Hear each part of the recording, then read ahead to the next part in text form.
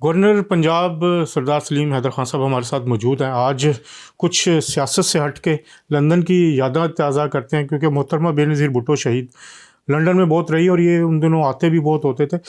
راج صاحب، آپ کچھ ہمیں بتائیں گے؟ وہ 2004، 5، 6 آپ یہاں بھی آتے تھے، ملتے بھی تھے، ملاقاتیں بھی ہوتی تھیں. اپنی لیڈر کی کچھ یادیں. بسم اللہ الرحمن الرحیم. آپ نے بڑی ایک سمجھیں تو بالکل دل کو چھو لینے والی جو ہے وہ یادیں تازہ کرانے کی کوشش کی. محترمہ بے نظیر بھٹو شہید، آپ نے بھی دیکھا، آپ جو ہے وہ سارا ان کو کور کرتے تھے. بہت ایک عظیم لیڈر تھیں، ایک عظیم انسان تھی، اور ایگزائل میں ان کی جدوجہد جو ہے وہ ساری میرے سے زیادہ آپ کے سامنے ہے، کیونکہ آپ تواتر سے ان کے ساتھ رابطے میں بھی تھے، ان کو ساری کوریج کرتے تھے.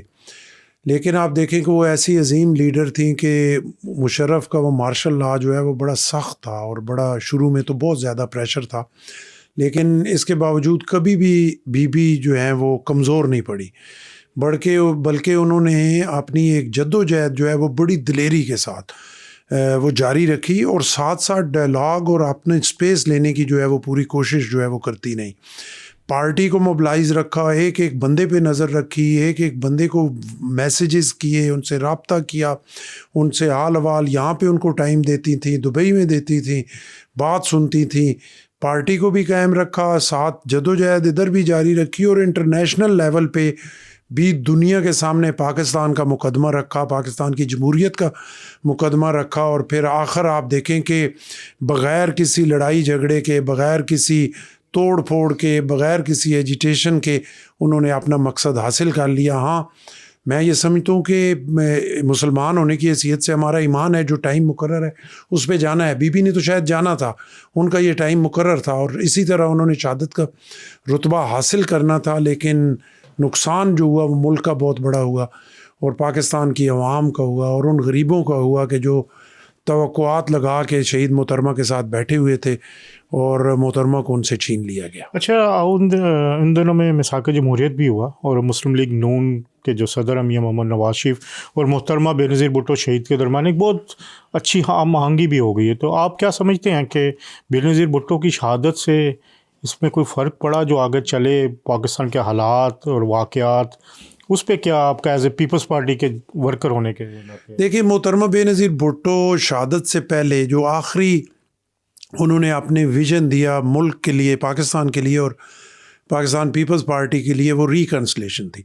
اور دوبارہ سے انہوں نے کہا کہ تمام پولیٹیکل پارٹیز جڑیں، تمام پولیٹیکل فورسز اکٹھی ہوں، اور وہ مل کے ملک کو آگے بڑھانے کے لیے ایک چارٹر سائن کریں، اور چارٹر آف ڈیموکریسی انہوں نے سائن کیا.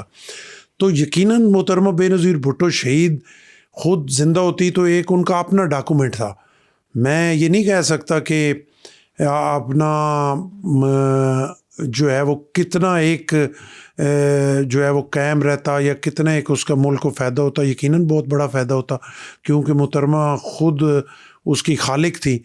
لیکن صدر پاکستان جناب آصف علی زرداری صاحب کو اس کا بہت بڑا کریڈٹ دینا پڑے گا کہ انہوں نے محترمہ کا جو وہ آخری خواہش اور آخری ویژن تھا، وہ آج تک دیکھیں وہ اس پہ قائم ہے. تمام تر مشکلات کے باوجود، تمام تر گلے شکووں کے باوجود، تمام تر رکاوٹوں کے باوجود، جناب آصف علی زرداری صاحب نے نہ صرف کہ پارٹی کے سر پہ ہاتھ رکھا، پارٹی کو اکٹھا رکھا، نہ صرف کہ ملک کو اکٹھا رکھا. جب پاکستان نہ کھپے کا نعرہ لگا، انہوں نے پاکستان کھپے کا نعرہ لگایا. اور نہ صرف کہ اپنا تمام پولیٹیکل پارٹیز کو اکٹھا لگا، پورے ملک کو اکٹھا رکھا، بلکہ سسٹم کو اکٹھا رکھا. اور آج تک وہ بہت سارے ایسے معاملات ہونے کے باوجود کہ جن پہ جو ہے وہ ریکنسلیشن اس کا چلنا مشکل تھا، وہ پریزیڈنٹ آصف علی زرداری محترمہ بے نظیر بھٹو شہید کی اس ویژن کے مطابق اس کو لے کے آگے چل رہے ہیں. بلاول بھٹو زرداری صاحب اس وقت کافی ایکٹیو بھی ہیں، اور انہوں نے انٹرنیشنل لیول پہ خاص طور پر جنگ کے بعد جس طرح وہ یہاں بھی آئے، ہم نے بھی ان کو سنا، بڑے مدلل طریقے سے انہوں نے آؤٹ کلاس کیا اپنے اپوننٹس کو.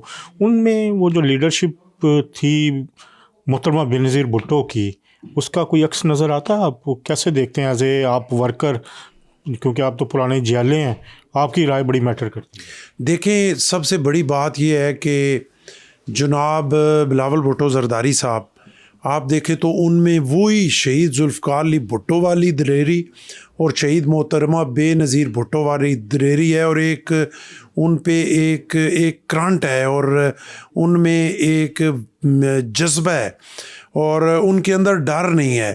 ان کو کئی دفعہ روکا گیا، لیکن وہ جہاں پہ پھر سٹینڈ لے جاتے ہیں وہاں پہ رکتے نہیں ہیں. انڈیا میں جب وہ گئے تو انہیں کہا گیا کہ نہیں، اور ان کے سر کی قیمت رکھی مودی نے، لیکن اس کے باوجود، تمام رکاوٹوں کے باوجود وہ انڈیا میں گئے، اور وہاں پہ جا کے اس کو بچر آف گجرات کا. یہ آسان کام نہیں ہے، بہت مشکل کام ہے، اور بڑے دلیر لیڈروں کا کام ہے. اور ان کے اندر وہ دلیری مجھے بالکل شہید ذوالفقار علی بھٹو والی اور محترمہ بے نظیر بھٹو شہید والی نظر آتی ہے. اور ان کے اندر وہ ویژن، وہ سوچ، اور وہ پالیٹکس کی سمجھ، پاکستانی پالیٹکس کی سمجھ اور انٹرنیشنل پالیٹکس کی سمجھ جو ہے وہ ایک قدرتی انہیریٹڈ ہے محترمہ بے نظیر بھٹو شہید سے. تو مجھے بالکل پورا یقین ہے کہ انشاءاللہ بلاول بھٹو اس ملک کے پرائم منسٹر بنیں گے، تو آپ کو ایک انشاءاللہ محترمہ بے نظیر بھٹو شہید کی ایک ٹرو کاپی انشاءاللہ ان میں کب بنیں گے آپ کے خیال میں محترم بلاول بھٹو صاحب وزیر اعظم؟ انشاءاللہ اگلے الیکشن میں. دیکھیں، ابھی ہم سے پوچھا جاتا ہے کہ یہ جو اسمبلی چل رہی ہے اس کے دوران یا کوئی، جیسے آپ نے پہلے محترمہ بے نظیر بھٹو شہید صاحبہ کا کہا، تو ہم اس جو ایک چارٹر آف ڈیموکریسی ہے اسی پہ کھڑے ہیں، اس کے صحیح ٹرو میرٹ اینڈ اسپرٹ پہ کھڑے ہیں اور اس سسٹم کو چلا رہے ہیں. ہم بالکل نہیں چاہتے کہ یہ موجودہ جو سسٹم ہے اس کو کسی طرح بھی کوئی ڈی اسٹیبل کیا جائے یا نقصان دیا جائے یا اس کو تھوڑا بھی ہلایا جلایا جائے، کیونکہ ہم سمجھتے ہیں کہ اگر اس سسٹم کے ساتھ چھیڑخانی کی گئی تو ملک کا نقصان ہوگا. آپ کے پاس آپشن کوئی نہیں ہے کہ آپ ملک کو اس کے بعد آپ کیسے چلائیں گے.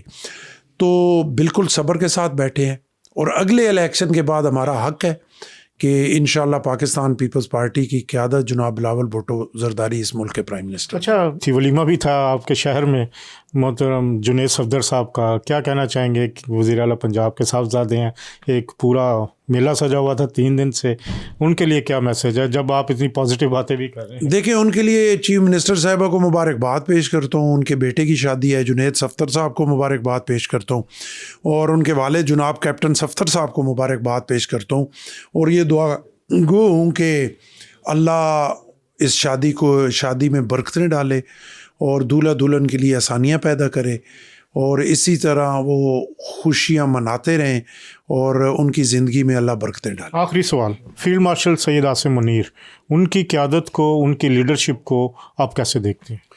دیکھیں، فیلڈ مارشل سید عاصم منیر، میں کئی دفعہ کہہ چکا ہوں کہ پاکستان کے لیے اللہ کا انعام ہے، اور ہمیں جس طرح دلیر سپہ سالار کی ضرورت تھی اللہ نے ہمیں وہ دیا. ہمیں جس طرح مسلمان اور اللہ کے رسول کے ایمان پہ کھڑا ہونے والے سپہ سالار کی ضرورت تھی، ویسا سپہ سالار اللہ نے ہمیں دیا.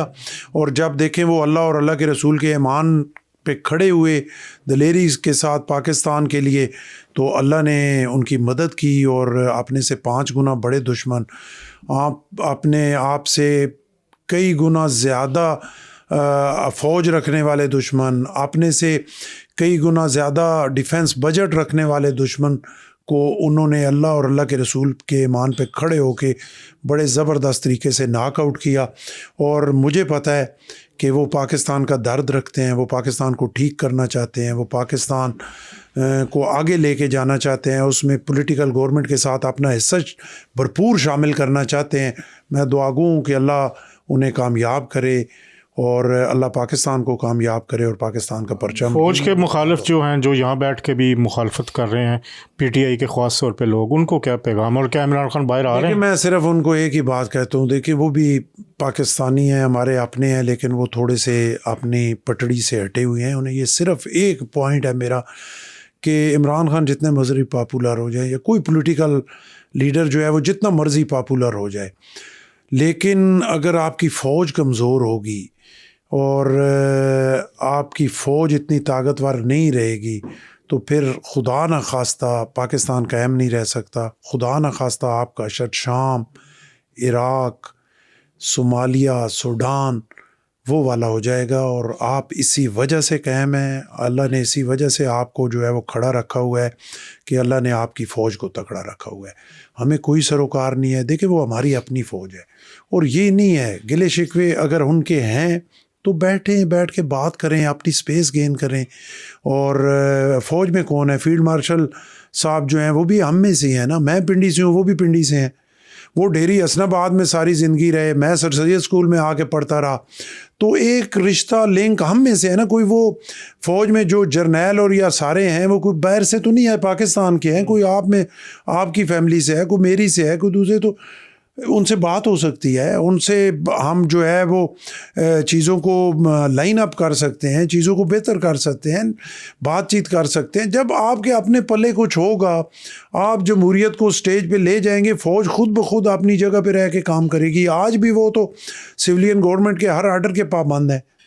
لیکن میں ان سے پی ٹی آئی کے جو دوست ہیں انہیں یہ کہوں گا کہ صرف اس بات کو سوچیں کہ صرف پاپولیرٹی سے کام نہیں چلتا. تکڑی فوج ہوگی, ڈسپلن فوج ہوگی, اور جدید ٹیکنالوجی سے لیس ہوگی. دیکھیں ہماری اس فوج نے, انہی جرنیلوں نے, اسی فیلڈ مارشل نے, اسی ایئر چیف نے, اسی بیری چیف نے بہت کم بجٹ, اونٹ کے منہ میں زیرے کے برابر بجٹ میں انہوں نے جو دنیا کا تیسرے نمبر کا جو ہے وہ ڈیفنس بجٹ رکھنے والا ملک ہے اس کو آؤٹ کلاس کیا. تو ان کی صلاحیتیں تو ہیں, انہوں نے وہ سارا کچھ کیا. کیونکہ ہم غریب ملک ہیں, ہمارے وسائل اتنے نہیں ہیں, لیکن اس کے باوجود اسی فوج نے, انہی فیلڈ مارشل نے, انہی جرنیلوں نے, انہی بیری ایئر چیف نے جو ہے آپ کو وہ کر دکھایا کہ جو شاید دنیا ماننے کے لیے تیار نہیں تھی, اور آج پوری دنیا ان کو اپریشیٹ کر رہی ہے. تو ہوش کے ناخن لیں اور اپنے ہاتھوں سے جو ہے اپنے ملک کو بربادی کی طرف مت لے کے جائیں.